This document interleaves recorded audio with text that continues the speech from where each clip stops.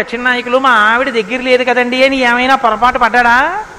తాను ఏది అన్నాడో రామో దీర్ణాభిభాషతే, 2 మాటలు నాకు రావమ్మా అన్నాడు అంతే. లోకంలో అవతార పరిసమాప్తి వరకు అంతే.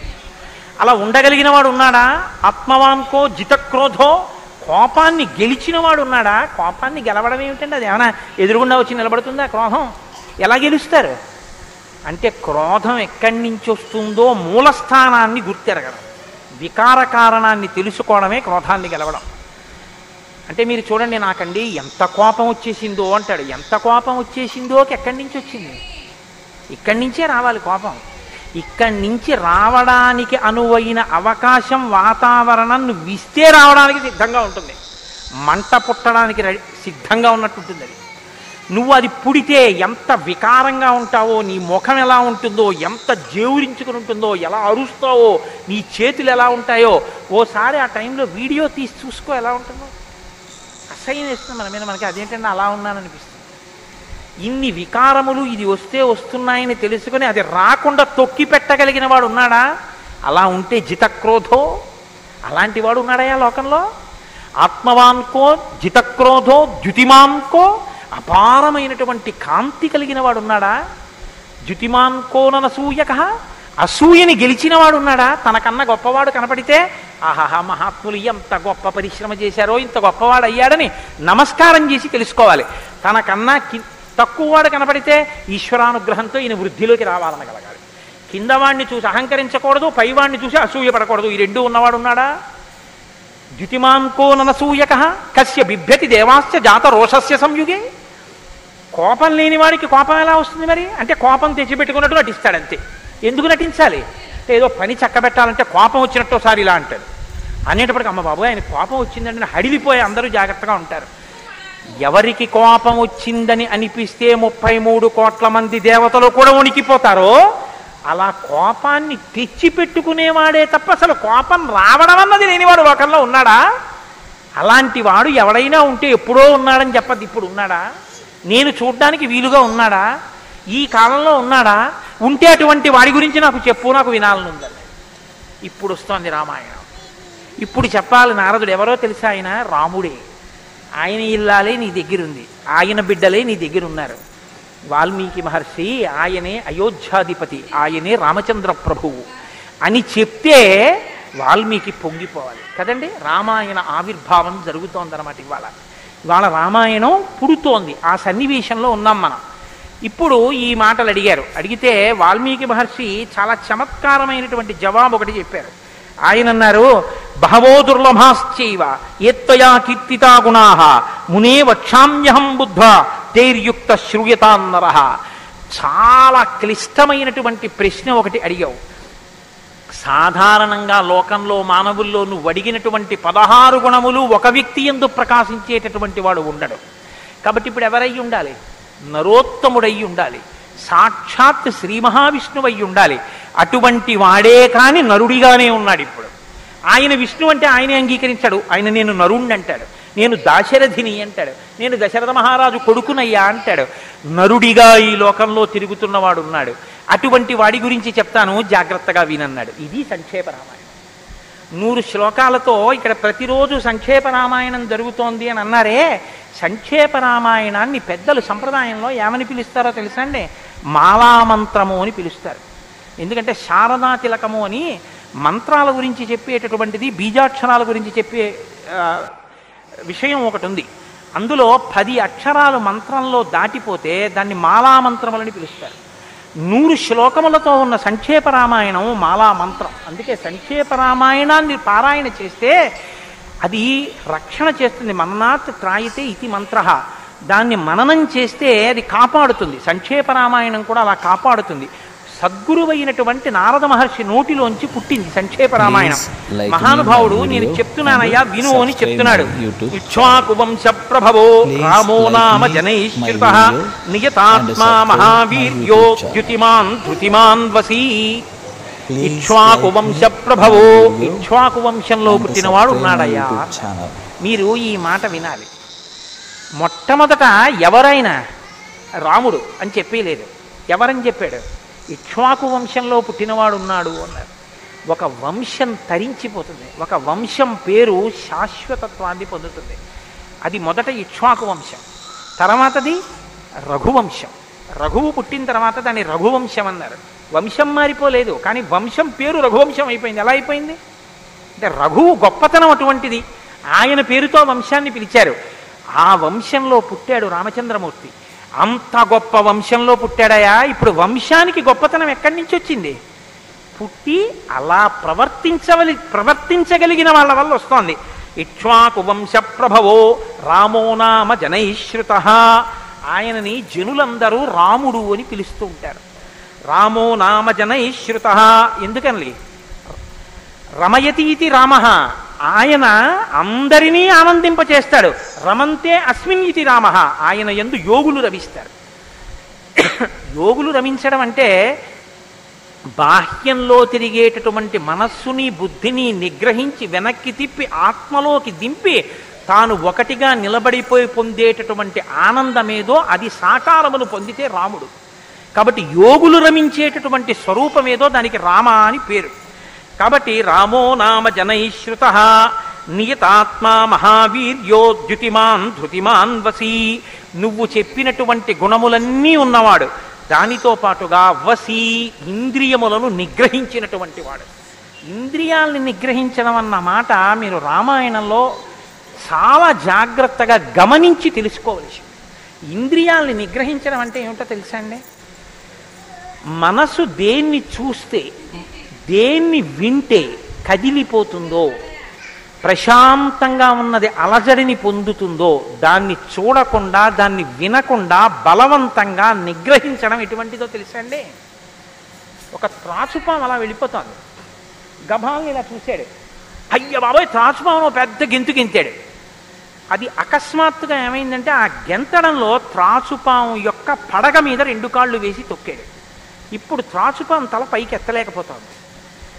ఇప్పుడు తను త్రాచుపాము నా కాళ్ళ కింద ఉంది, నన్ను ఏం చేస్తుంది అని ఉండగలడని మీరు అనుకుంటున్నారా? అతను గడగడగడగడగడ వణికిపోతూ చెమట్లు పట్టేస్తున్నాయి.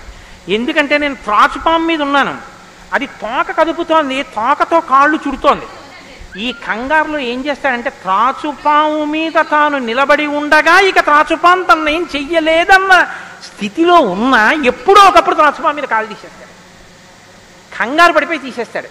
ఎప్పుడో అప్పుడు కాలు తీయడం కోసమే పాము చూస్తుంటుంది, కాటు వేసేసి పుట్టలో వెళ్ళిపోతుంది, లేకపోతే ఎక్కడికో అక్కడికి వెళ్ళిపోతుంది. రావణుడు చేసే తపస్సు, రావణుని యొక్క ఇంద్రియ నిగ్రహం అటువంటిది. బలవంతంగా అణిచిపెడతాడు. అవకాశం రాగానే అది ఒక్కసారి జడలు విప్పి ప్రళయతాండవం చేసి రావణుణ్ణి పడగొడుతుంది. మండోదరి చెప్పింది ఈ మాట, నా సొంతం కాదు. రాముడు అలా కాదు, విచారణ చేసి ఉంటాడు.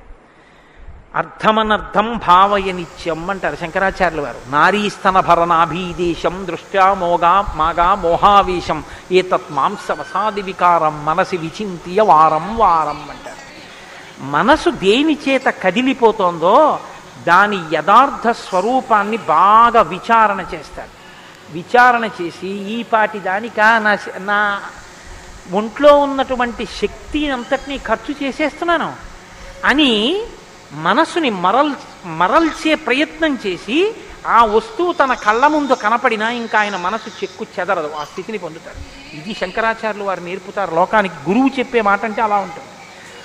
ఆయన ఎంత చమత్కారంగా అన్నారో చూడండి. నారీస్తన భరణాభీదేశం దృష్ట్యా మోగా మోహావేశం. ఎందుకంత వెర్రెక్కిపోతున్నావు? యవ్వనం ఒంట్లో ఉండి ఓపికన్న కాలంలో నీ శరీరం కన్నా స్త్రీ శరీరంలో 2 వికారాలు ఉన్నాయి. శరీరపు ఊర్ధ్వభాగంలో 2 చోట్ల మాంసపు ముద్దలు పైకి పొటమరించాయి. శరీర అధోభాగంలో మాంసము కొంత లోపలికి వెళ్ళి ఉంది. ఈ 2 వికారాల కోసం నీ శరీరంలో ఉన్న సమస్త శక్తిని నశింప చేసుకున్నావు. ఇదా నీకు నరజన్మ ప్రయోజనం? మనసి విచింతియ వారం వారం, దీన్ని బాగా ఆలోచించు అన్నాడు.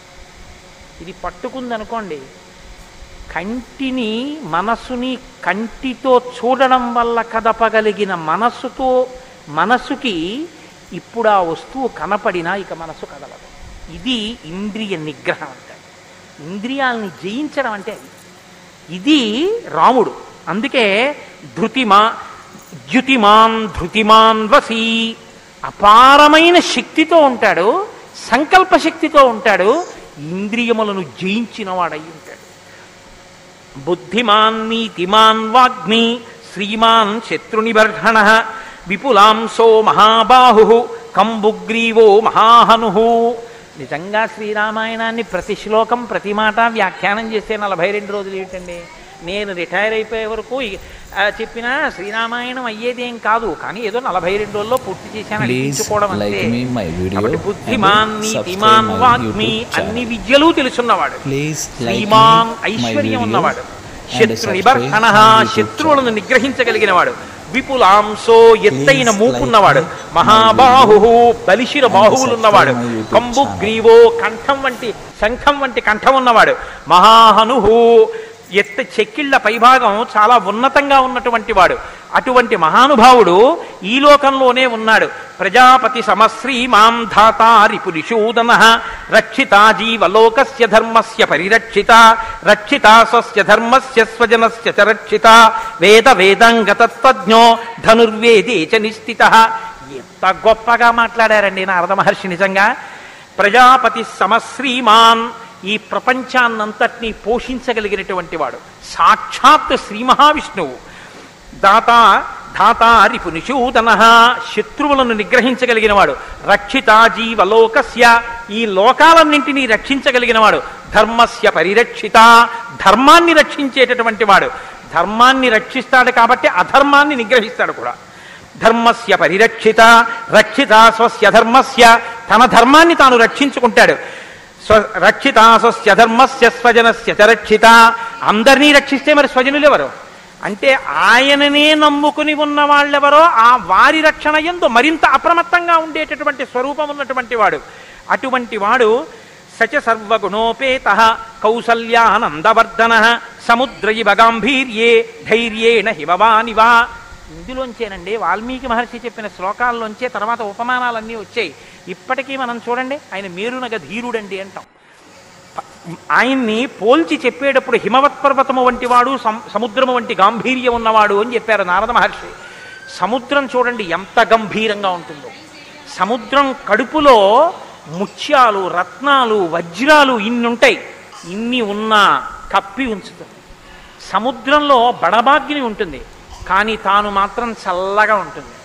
సముద్రం ఒడ్డుకొస్తుంది, వచ్చి మీ కాళ్ళు తాను కడుగుతుంది.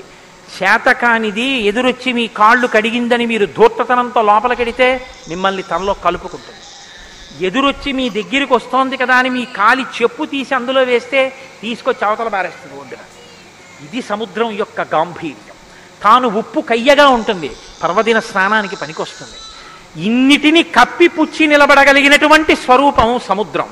కడుపులో బడబాగ్ని ఉన్న, సీతాపహరణమే జరిగిన, తండ్రే మరణించిన, రాజ్యమే పోయిన, అరణ్యంలో తిరిగిన, జుట్టు తీసేసిన, జిల్లేడు పాలు పోసుకుని ఆఖరికి ఆ జటలు కట్టుకున్న, నారచీర కట్టుకున్న, పాదాలకి చెప్పులే లేకపోయినా, అగ్నిహోత్రాన్ని చంకన తగిలించుకున్న, అడవిలో మృగాన్ని బాణం పెట్టి కొట్టి చర్మం ఒలిచి మాంసం తీసి తెచ్చి సీతమ్మ వండితే తప్ప తినలేని స్థితిలో రాజారాముడైనటువంటి వాడు బ్రతకవలసి వచ్చిన, తెల్లవారుజామున 4 గంటల సమయంలో దాహమేస్తున్న ఏనుగు నదిలో తొండం పెట్టి నీళ్లు తాగడానికి కూడా భయపడినంత చలికాలంలో కూడా వెళ్ళి స్నానం చెయ్యగలిగిన మొనగాడు. ఇన్ని కష్టాలు కడుపులో పెట్టుకుని కూడా పైకి చెక్కు చెదరకుండా ఉండగలిగినటువంటి గంభీరమూర్తి ఆయన యా రాముడంటే అన్నాడు నారదుడు. కాబట్టి సముద్ర ఇవ గాంభీర్యే ధైర్యేణ హిమవానివా, ధైర్యంలో హిమవత్ పర్వతం వంటివాడు. పర్వతాన్ని చూడండి, వర్షధారల చేత కొట్టబడుతుంది, పిడుగులు పడిపోతాయి. ఆ పర్వతం మీదే చెట్లు పెరుగుతాయి, ఆ పర్వతం మీదే సింహాలు తిరుగుతాయి, పులులు తిరుగుతాయి. ఆ సముద్రానికి కన్నాలు పెట్టి పావులు పడుకుంటాయి. చిట్టెలుకలు కన్నాలు చేసి ఆ పర్వత పాదాల మీద తిరుగుతూ ఉంటాయి. ఎలుక కన్నం పెట్టి తనలో దూరిందని బెంగపెట్టుకోదు, ఒక ధూర్తుడు కాళ్లతో పైకెక్కాడని బెంగపెట్టుకోదు, వర్షధారలు కొట్టాయని కదలదు, పిడుగులు పడ్డాయని చెక్కు చెదరదు, పులులు సింహాలు తిరుగుతున్నాయని బెంగపెట్టుకోదు, మహాత్ములు తన మీద నడుస్తున్నారని పొంగిపోదు, తన మీద ఈశ్వరుడి దేవాలయం కట్టారని పరవశించిపోదు, తాను అలాగే నిలబడి ఉంటుంది. చెక్కు చెదరక నిలబడగలిగినటువంటి పర్వతం ఎటువంటిదో రాముడు అటువంటి వాడు. ఇది నారదుడు ఒక నరుడిగా ఆయనకున్న లక్షణాలు చెప్తున్నాడు. ఇవి నీవు సంతరించుకో కొన్నైనా ప్రతిదానికి విచలితుడమైపోవడం కాదు, ప్రతి చిన్నదానికి కదిలిపోవడం కాదు, ధైర్యంగా నిలబడగలగాలి. నాకు కాకపోతే ఎవరికి వస్తాయి? వస్తాయి కష్ట సుఖాలు అనేటటువంటివి చేసుకున్న కర్మను అనుసరించి అని నిలబడగలిగినటువంటి స్థితి రామాయణం ఇస్తుంది. విష్ణునా సదృశో వీర్యే సోమవత్ ప్రియదర్శన కాలాగ్ని సదృశ క్రోధే క్షమయా పృథివీ సమః. ఏమి శ్లోకాలు వాడారండి సంక్షేప రామాయణంలో మహానుభావుడు. విష్ణునా సదృశో వీర్యే, ఆయనతో పోల్చడానికి విష్ణు ఒక్కడే ఉన్నారు. ఎందుకంటే ఇంకా ఆయనతో పోల్చడానికి అటువంటి వాడు ఇంకొకడెవరు ఉంటారు? విష్ణువుని విష్ణువుతోనే పోల్చాలి. కాబట్టి విష్ణువుతో సమానమైన వాడు.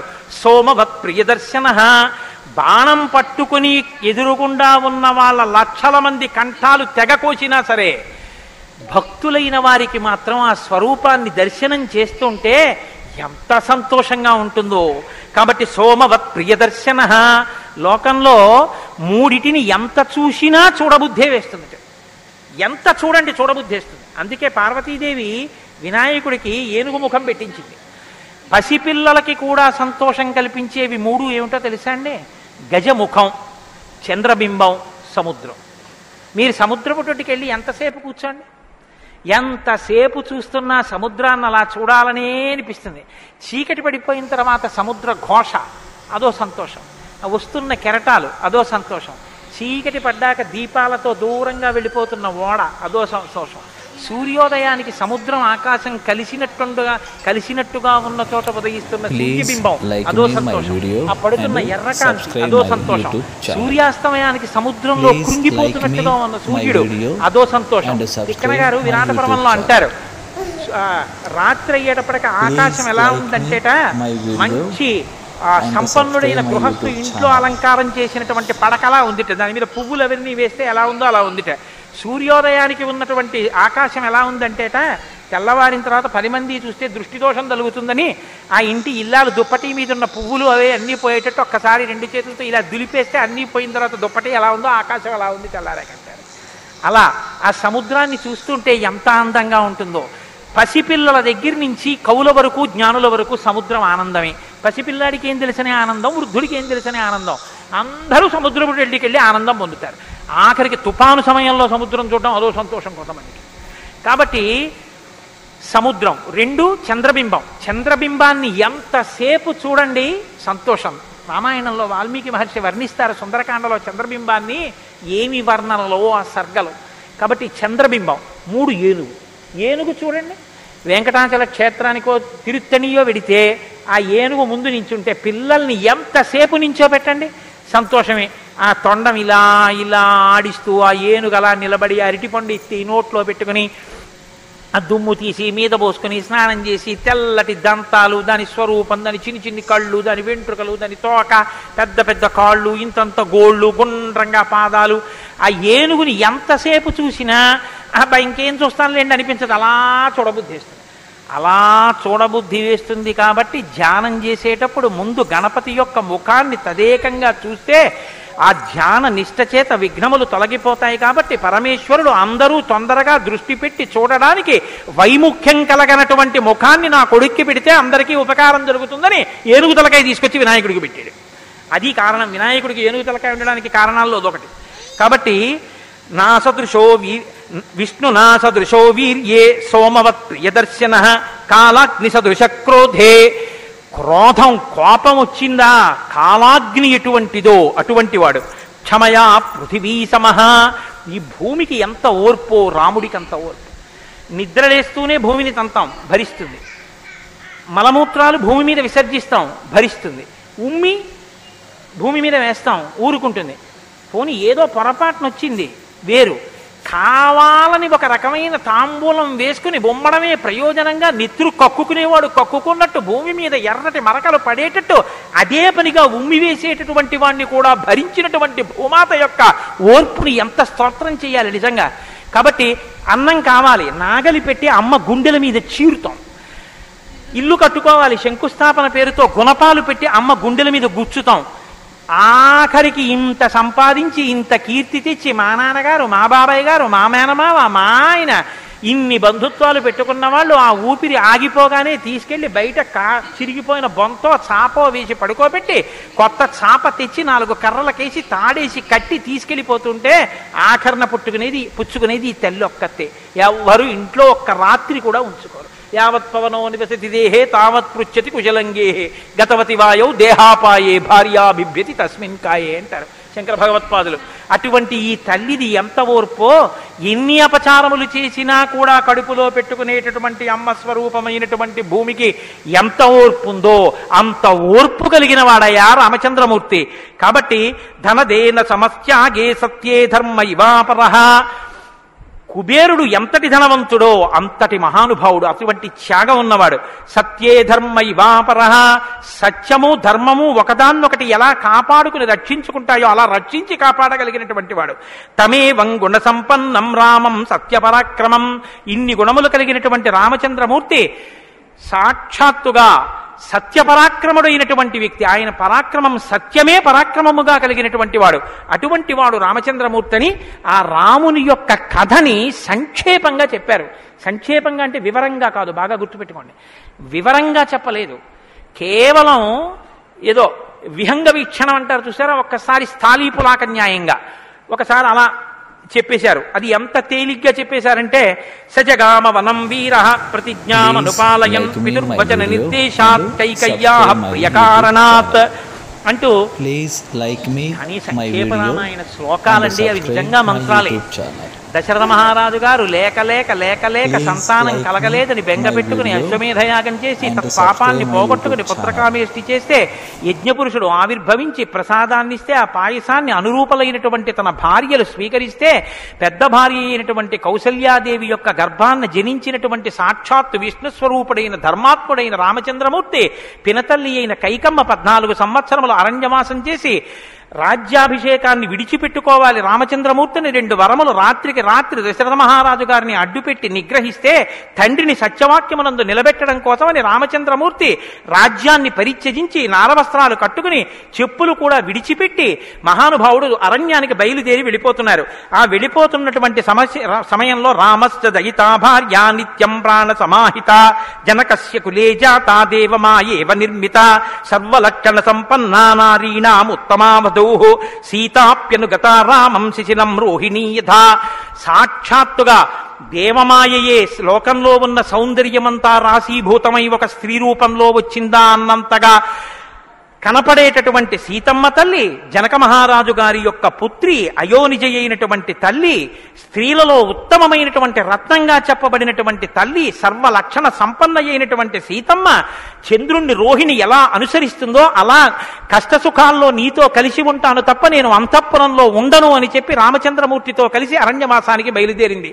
సోదరుడైనటువంటి లక్ష్మణుడు కూడా రామచంద్రమూర్తితో బయలుదేరాడు. ముగ్గురు అరణ్యవాసం చేస్తున్నటువంటి సమయంలో చిత్రకూట పర్వతం మీద ఉండగా తనకి రాజ్యం కావాలని భరతుడు కోరకపోయినా తల్లి వరం చేత రాజ్యాన్ని పొందడానికి అర్హుడైన భరతుడు మేనమామ గారి ఇంటి నుంచి తిరిగి వచ్చేసరికి దశరథ మహారాజు గారు ప్రాణాలు విడిచిపెడితే నాకు ఈ రాజ్యం వద్దని భరతుడు శత్రుఘ్నుడితో వశిష్ఠుడితో తల్లులతో కలిసి చిత్రకూట పర్వతం దగ్గరికి వెళ్ళి అన్నా రామా నాకొద్దు, ఈ రాజ్యం నువ్వే తీసేసుకోమని ఎంత నిగ్రహించినా ధర్మాత్ముడు సత్యవాక్య పరిపాలకుడైనటువంటి రామచంద్రమూర్తి నా తండ్రిని సత్యంలో నిలబెట్టడం కోసం నేను ఈ వనవాసానికి వచ్చాను తప్ప నాకు ఈ రాజ్యం అక్కర్లేదని స్వీకరించడం మానేసి తన పాదుకలను తీసుకెళ్లి భరతుడికి ఇస్తే భరతుడు పాదుకలను పట్టుకుని నందిగ్రామానికి వచ్చి సింహాసనం మీద పెట్టి రాజ్యం చేస్తుంటే మహానుభావుడు చిత్రకూట పర్వతం మీదే ఉన్నట్టయితే వచ్చినటువంటి తల్లులు సోదరులైనటువంటి భరత శత్రుఘ్నులు జ్ఞాపకానికి వస్తారని చిత్రకూటాన్ని విడిచిపెట్టి దండకారణ్యంలో ప్రవేశించి ఉన్నటువంటి సమయంలో అక్కడ ఉన్నటువంటి రాక్షసులలో ఒకటి అయినటువంటి శూర్పణక వచ్చి రామచంద్రమూర్తి యొక్క తమ్ముడైన లక్ష్మణుడు లేదా సంక్షేప రామాయణం ప్రకారం రాముడంటే లక్ష్మణుడు చేసిన పని రాముడు చేసినట్టే.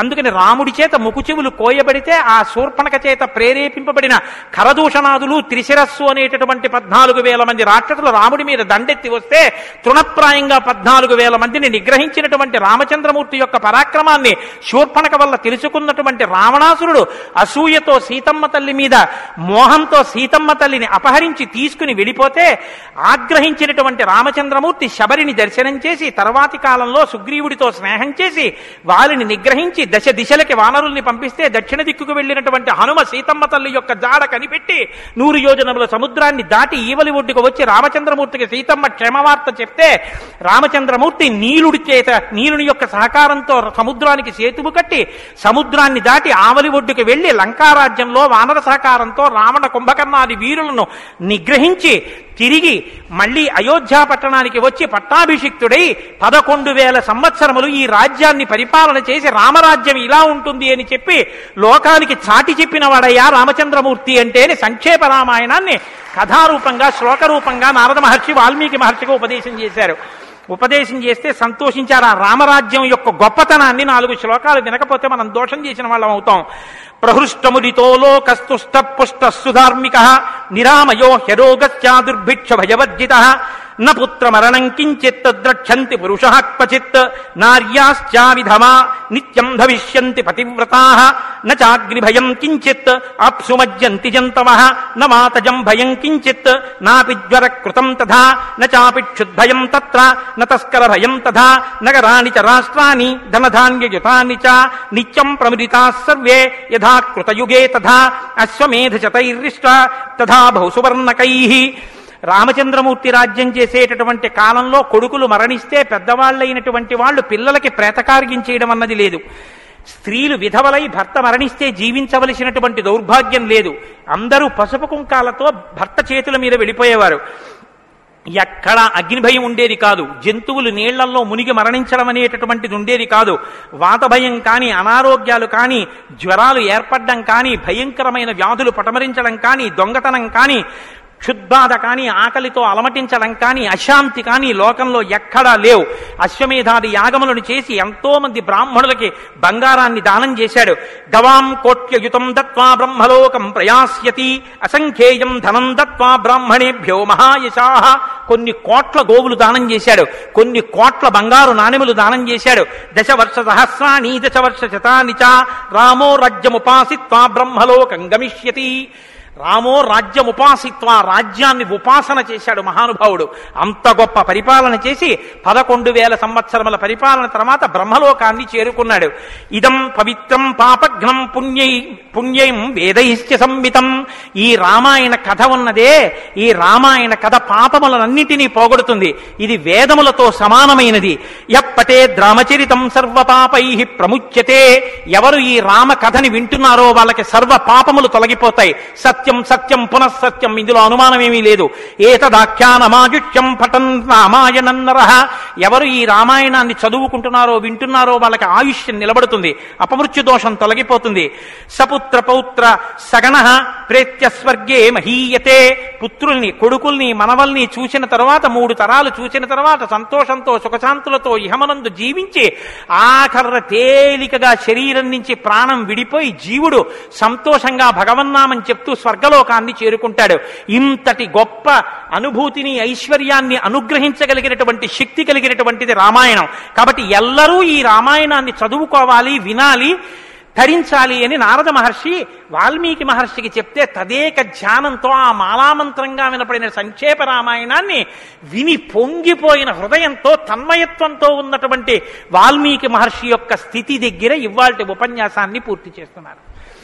రేపటి రోజున అసలు ఎలా ఆవిర్భవించిందో, తన్మయత్వంలో ఉన్న వాల్మీకి మహర్షి ఎలా బయలుదేరారో, రామాయణం ఎలా వచ్చిందో, ఏం జరిగిందో ఆ విషయాన్ని మీకు మనవి చేసి రామాయణ కథా ప్రారంభం చేసే అనుగ్రహాన్ని రామచంద్ర ప్రభు నాకు కృపచేయుగాక. రేపు ఖచ్చితంగా 6:30 కథా ప్రారంభం అయిపోతుంది. లేకపోతే 7 రోజుల్లో బాలకాండ పూర్తి కాదు. కాబట్టి మంగళాశాసనపరై మదాచార్య పురోగమై సర్వైశ్చ పూర్వైరాచార్యై సత్కృతాయాస్తు మంగళం. మంగళం కోసలేంద్రాయ మహనీయ గుణాత్మనే చక్రవర్తి తనూజాయ సర్వభౌమాయ మంగళం. ఉమాకాంతాయ కాంతాయ కామితార్థప్రదాయినే శ్రీగిరీశాయ దేవాయ మలినాథాయ మంగళం. కరచరణకృతం వా కర్మవాక్కాయజం వా శ్రవణనైనజం వా మానసం వా పరాధం విహితం వా సర్వమే తక్షమస్వామి శివకరుణాబ్ధే Shri Mahadeva subscribe my YouTube channel. Please like me my video and subscribe. దయచేసి అందరూ ఒక్క నిమిషం కూర్చోండి. కలియుగంలో అత్యంత పవిత్రమైంది అని కదా నేను మీతో మనవి చేశాను రామనామం గురించి. శ్రీరామాయణం వినడం ఒక మహద్భాగ్యం. నన్ను నమ్మండి, నేను చెప్తున్నానని నేను చెప్పట్లేదు. జీవితంలో రామాయణం వినడం అనేటటువంటిది కొన్ని కోట్ల కోట్ల కోట్ల జన్మల తర్వాత లభించేటటువంటి అదృష్టం. అందున సంపూర్ణ రామాయణం బాలకాండ నుంచి పట్టాభిషేకం వరకు ఏకబిగిన మండల కాలం రామాయణం వినడం అనేటటువంటిది సంభవం అయ్యేటటువంటి విషయం కాదు. అది కేవలం పూర్వపుణ్యం రామానుగ్రహం ఉంటేనే సాధ్యమయ్యేటటువంటి విషయం. అటువంటి రామ కథ విన్న తరువాత మనం కేవలం లేచి వెళ్ళిపోవడం వల్ల ప్రయోజనం కన్నా రామనామాన్ని చెప్పి వెడితే చాలా బాగుంటుంది. రామనామం కేవలం రామ అనడం కన్నా పెద్దలు మనకు ఒక మార్గాన్ని ఇచ్చారు. రామ రామ రామ అని 3 మాటలంటే ఆ రోజున వాళ్ళు విష్ణు సహస్రం చెప్పిన ఫలితం. అది ఇంట్లో అంటేనే అంత ఫలితం ఇస్తే ఒక దేవాలయ ప్రాంగణంలో, అది జగద్గురు పీఠ ప్రాంగణంలో ఎంత శక్తివంతం ఆలోచించండి. అందుకే రామ రామ రామ 1000 ఎలా అవుతుందని మీకు అనుమానం ఉండొచ్చు. అక్షరాల్ని అంకెల్లోకి మార్చే సంప్రదాయం ఉంది. 2 మా 5 రామ రామ రామ అంటే 2 5 2 × 5 × 2 × 5 × 2 × 5 2 5 10 10 2 20 20 100 100 200 205 1000 సహస్రనామ తత్తుల్యం రామనామ వరాననే. కాబట్టి శ్రీరామ రామ రామ అంటే విష్ణు సహస్రం చెప్పి వెళ్ళిపోయినట్టు. కాబట్టి నేను మకుటం అంటూ ఉంటాను. మకుటం మీరందరూ కానీ నేను దానికి వివరణం ఒకటి అంటూ ఉంటాను. మీరు మీ అందరూ కూడా చక్కగాను రామనామము రామనామము రమ్యమైనది రామనామము అని మీరంటారు. ఉండండి ఉండండి, మీ త్వర చాలా గొప్పది. అలా అంటే రామనామము రామనామము రమ్యమైనది రామనామము అలా అన్నప్పుడు 3 మాటలు రామ రామ రామ అంటారు. మీరు ఎన్ని మాటలు అన్నారో అన్ని మాటలు విష్ణు సహస్రం చెప్పింది. పైగా మీరు ఒకటి గుర్తు పెట్టుకోండి, నేను పూర్తి విశ్వాసంతో చెప్తున్నాను. వ్యక్తిగత అనుభవాలు వేదికల మీద చెప్పడం నాకు ఇష్టం ఉండదు. శ్రీరామాయణం జరగడానికి అందరికన్నా ముందే స్వామి హనుమ వస్తారు. అందుకే రామాయణం చెప్పేటప్పుడు హనుమ కోసం ఒక ఆసనం వేస్తారు.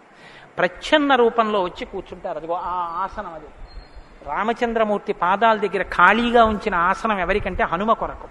దాని మీద వారు కూర్చుంటారు. అందుకే పుష్పాలంకారంతో శోభింపచేస్తారు. ఆయనకి ఆ పూలహారం వేశాను. రామనామం చెప్తుంటే ఆయన ఇలా చూస్తూ ఎవరా రామనామం చెప్తున్నారో పొంగిపోతారట. రాముడు హనుమ ప్రీతి పొందేస్తారు. ఎంత అసలు సీతమ్మ పరవశించిపోతుంది. నేను మీకు ఇప్పుడే చెప్పాను, వాక్కు ఉన్నది ఒక్క మనుష్య జన్మకే. అది మన భాగ్య విశేషం చెప్పగలగడం.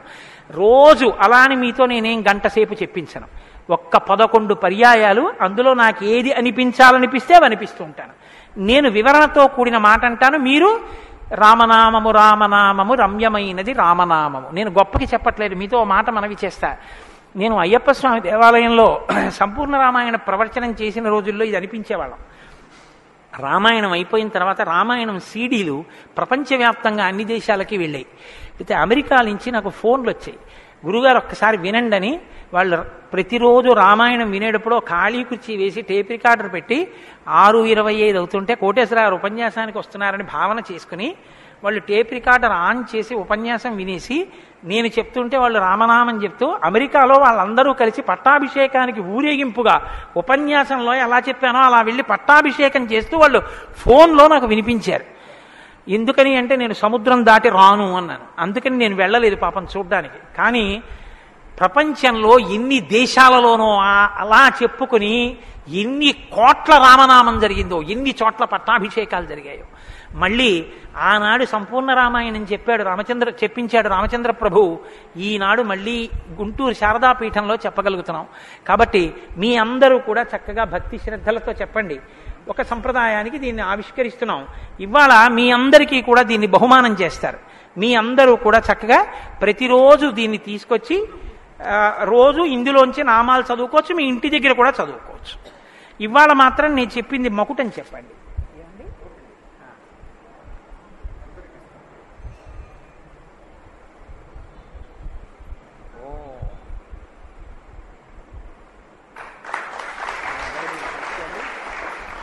చాలా సంతోషం.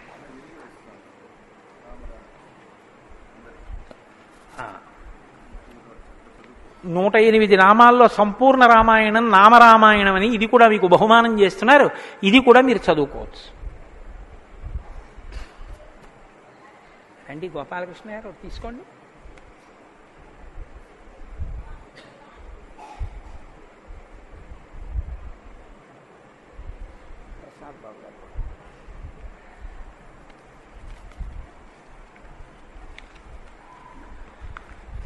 శ్రీరామనామము రామనామము రమ్యమైనది రామనామము రామనామము దారి నుంటిగా నడచు వారికి తోడు నీడే రామనామము రామనామము రామనామము రమ్యమైనది రామనామము నారదాది మహామునీంద్రులు నమ్మినది శ్రీరామనామము రామనామము రామనామము రమ్యమైనది రామనామము కోరికొలచిన వారికెల్లను కొంగు బంగరు రామనామము రామనామము రామనామము రమ్యమైనది రామనామము అండపిండ బ్రహ్మాండములకు ఆధారమైనది రామనామము రామనామము రామనామము రమ్యమైనది రామనామము బ్రహ్మ సత్యము జగన్మిథ్యా భావమే శ్రీరామనామము రామనామము రామనామము రమ్యమైనది రామనామము ఆంజనేయుని వంటి భక్తులకాశ్రయము రామనామము రామనామము రామనామము రమ్యమైనది రామనామము రాకడయు పోకడయు లేనిది రమ్యమైనది రామనామము రామనామము రామనామము రమ్యమైనది రామనామము నిర్వికారము నిర్వికల్పము నిర్గుణము శ్రీరామనామము రామనామము రామనామము రమ్యమైనది రామనామము జీవితంబున నిత్య జపముగ చేయవలె శ్రీరామనామము రామనామము రామనామము రమ్యమైనది రామనామము నిజ స్వరూపము బోధకంబగు తారకము శ్రీరామనామము రామనామము రామనామము రమ్యమైనది రామనామము వేదవాక్య ప్రమాణములచే అలరుచున్నది శ్రీరామనామము రామనామము రామనామము రమ్యమైనది రామనామము తల్లివలె రక్షించు సుజనుల నెల్ల కాలము రామనామము రామనామము రామనామము రమ్యమైనది రామనామము మంగళంబగు భక్తితో పాడిన శుభకరంబగు శ్రీరామనామము రామనామము రామనామము రమ్యమైనది రామనామము. స్వస్తి. రేపు 6:30 తిరిగి ప్రవచనాన్ని ప్రారంభం చేద్దాం.